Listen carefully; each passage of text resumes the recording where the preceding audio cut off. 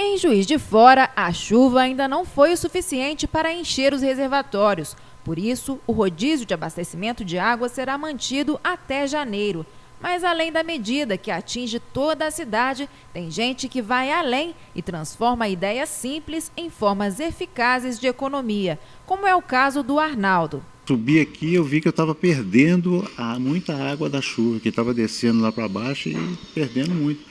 Ele cortou o cano que descia da calha e adaptou a uma caixa d'água de 500 litros para a captação de água da chuva. Eu uso a água para lavar o carro, lavar a calçada, né? Dar banho na minha cachorra. É uma ideia simples que ajuda. A horta da casa também é regada com a água reservada para os dias em que a chuva não chega. Uma ajuda que literalmente caiu do céu.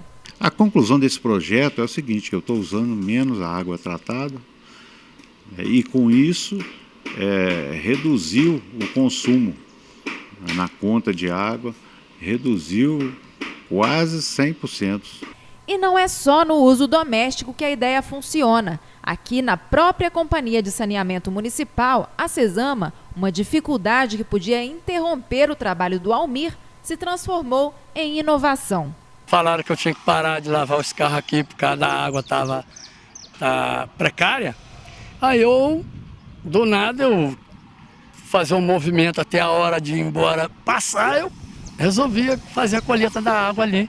O amigo José Aurélio viu de perto e ajudou a ideia a nascer. O Almir, nessa condição dele como lavador que ele está colocado hoje dentro da empresa, ele vai poder continuar exercendo a sua função, porque sem essa água